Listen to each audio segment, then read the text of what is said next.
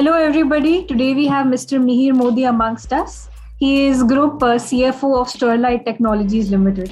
Hello, Mr. Modi, and welcome to BW Business World. Thank you, Rick. Okay, so moving ahead, I wanted to ask you what have been the developments in STL across the last 1.5 years? What have been the up and down trends going on? I think what we've done is we have been in a very systematic and strategic manner building our capabilities and capacities. So if you see, we expanded our production capacity. We also increased our capabilities in certain areas, some organically, some inorganically as well. So we, just as an example, our optical interconnect capability was built with an acquisition inorganically. We acquired Optotec in Italy, and that built our capability in that space.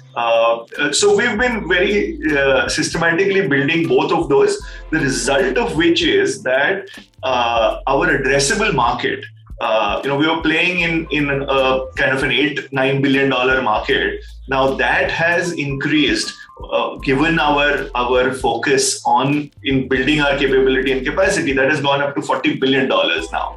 So that's a key development that we were building ourselves to take advantage of what we knew was coming, which is a next 10-year build cycle that we see coming up.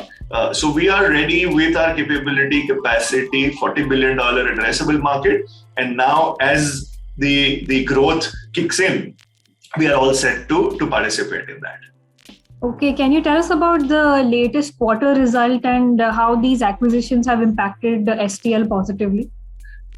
Indeed. So let me take the second one first. On the acquisition side, clearly, we are doing acquisitions the recent acquisitions. I'll talk about the two that we made recently. One is Optotec, which is on the optical interconnect space. Now that has opened up another $8 to $10 billion market, addressable market for us. So to that extent, it has benefited us greatly. Now we can play in that space where we were negligible or non-existent. Second acquisition that has helped us is Clearcomm.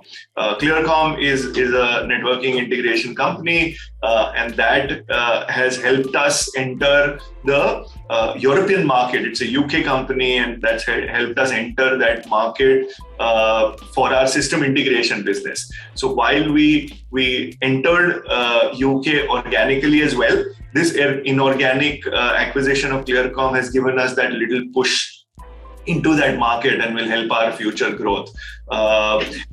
Independent of these acquisitions, anyway, our growth has been in line with what we wanted it to be. For example, Q2 has grown 30% year on year, and I think that's very reassuring for us that we are in the right direction. Excellent. That's good to see that Indian companies and Indian ventures are expanding globally at such an accelerated pace. But having said that, I was reading about STL a little, and I noticed that the share prices keep on fluctuating. So as I was mentioning the highs and the lows, it also includes the performance in the market of STL. So what do you speculate are the reasons behind these fluctuating prices? So, as you rightly said, there are multiple reasons why prices keep moving up and down, and we'd rather keep out of the speculative zone. There are market forces. There is dynamics in the Indian market. There are dynamics relating to the global markets as well, and therefore, on a short-term basis, I would not be very worried about the movement in the prices. But if you look a little longer, right, our reference index, the mid-cap 100 of NSE, Nifty, this year so far we've shown better returns than that benchmark for us. Even last year, that's been the case. So as soon as you look at a slightly longer period, that is when we see that we are performing well. Yes, short-term fluctuations I wouldn't be too bothered about because there are a lot of external factors which cause those. As far as on the fundamental side, we are moving up compared to our benchmark. I think we should be in a good space to think about it. Okay, yes, short-term gains don't really work when we talk about something like stock market. So yes, completely agreeing with you over there that of course short-term ups and downs they don't mean anything significant. So let's push this discussion ahead. I wanted to ask you about how your leadership strategies have changed. During the COVID, we've all had to step up our digital game, so to say. So as somebody who holds a senior leadership position in STL, how did your role change as somebody who serves as, let's say, a guiding light to the workforce? I think what COVID taught us, and like you said, the last 18 odd months, is that you can never be prepared for everything. Business as usual, the meaning of that itself has changed completely. I think the way, and to use the words that you asked, saying what is the leadership style or what is the company philosophy that we believe COVID has taught us, is that you can't take the today for granted and build only the future. So the way our style has changed is that, and largely COVID taught the world that, including us, is that how do we make sure that we factor in today along with the future strategies. And I think it sounds very simplistic, but to quote Keynes, he had said that in the long run we are all dead, and that's something that is so much stark now. So therefore, what we're saying is, okay, let's focus while we are building our strategies, while we are preparing for next year and 5 years later.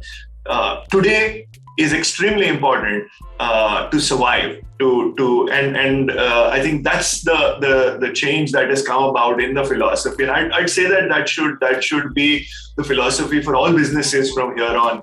That let's survive today along with building for the future. Yes, we have to take each day as it comes, and nothing but COVID has reiterated this fact really in a very solid way for all of us globally, not just at an individual capacity. So since we're on the topic of leadership, STL has made some new appointments recently at senior C-level positions. Can you tell us about them, and why now? Why do we need a new fresh breath of air, as they say? Why at this stage? So I think, like I said, I link it up to what the company has been systematically doing over the last 3-4 years. Over the last 3 years, we built our capacity in terms of production volumes, etc. We built our capabilities. Now that we are ready with that, at the same time, as expected, the market is ready to start growing from here on, with 5G becoming more and more real. It's no more, in India, the test has started, but globally, you already have a large number of players, around 200 players who are offering this commercially.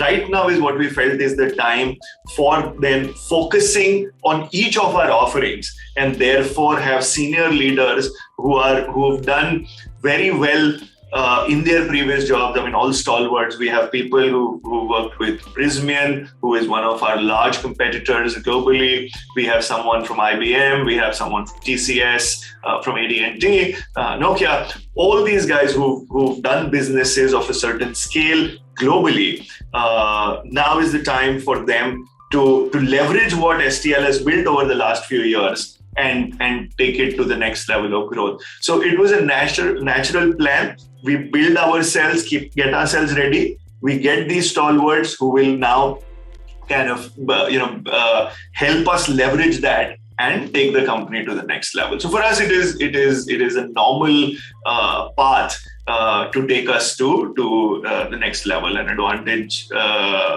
from the growth that the market is going to offer over the next, like I said, 10 years or so.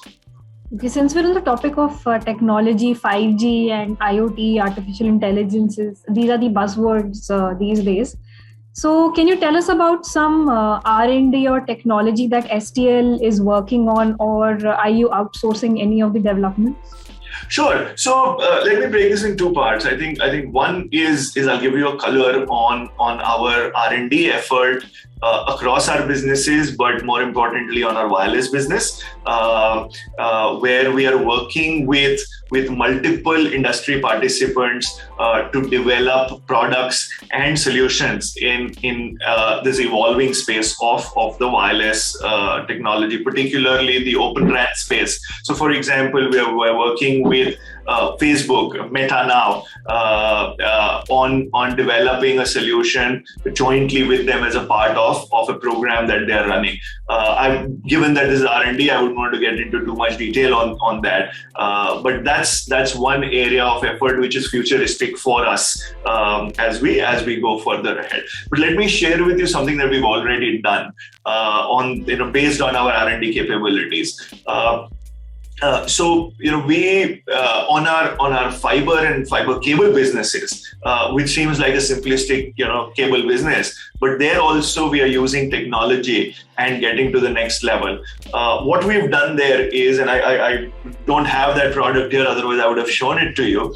But we have typically in India, for example, the telcos use cables which have about 48 to 96 strands of fiber in that cable, which is this thick, right? We have built a cable which is just about this thick with 7,000 fiber strands in it.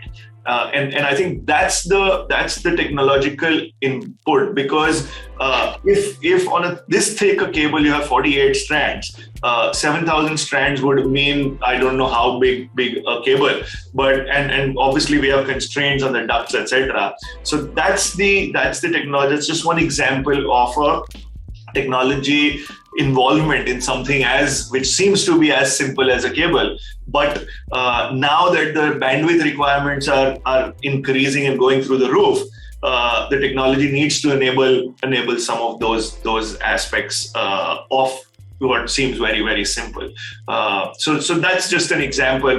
But going back to our ORAN space, we are developing a lot of solutions in that space. Our radio equipment, we've released a few of those as well. We've worked on the Wi-Fi 6, so on and so forth. So we have that pipeline quite kind of lined up on the back of our R&D. Okay, that's really good to hear that private sector is investing so readily in R&D, because the government doesn't allocate more than 2 or 3% of the annual budget to this particular domain. So of course, the private sector has to step in, and it's always great to see that such seminal work is coming up. Absolutely, I think we are very, very focused on making sure that we invest in R&D activities. For example, last couple of quarters, we spent 3.5% to 4% of our revenues in R&D expenditure, and that's the kind of focus that we are going to continue to have on R&D. Okay. So before we wind up our discussion, I wanted to ask you, what is the way forward for STL now? Things have been going good. The revenues have been coming in. The profits are clocking in. So what now? What is the path henceforth for STL? What's your growth business plan? Absolutely. So, for us, like I said, we've reached a $40 billion addressable market. And first objective is to increase our market share in that market. So that's the growth objective. Where will it come from? It will come from about three places. One is in the fiber and cable business. We've upped our volumes and we are adding more production capacity. So that is one area it will come from. Our optical interconnect business is at a very infant stage. And that is something that we believe will drive supernormal growth over the next kind of 12 to 24 months. Third, we are going to globalize our system integration business. We've already taken the step in the UK, and we want to go further ahead. So that's another area where we are looking to grow. And then the wireless business, I gave you some examples of our products there as well. We are going to build that from scratch. That is pre-revenue today, and we are eager to kind of go to market with that and build revenues there. So overall, I think we are looking at growing the market, growing our market share through these areas of growth, and eventually, of course, from a financial and balance sheet standpoint, the excess cash that will get generated, we will focus on reducing our debt. So I think if you ask me, the focus areas: focus on growth and reduce debt, and then we are in a good shape. Okay, awesome. So it seems you have everything sorted out. So that's really great to hear such in-depth level of organization and vision. So with that, we'll wind up our discussion for today. Thank you so much, Mr. Modi, for joining us. Thank you, Urvi. Pleasure to be talking to you.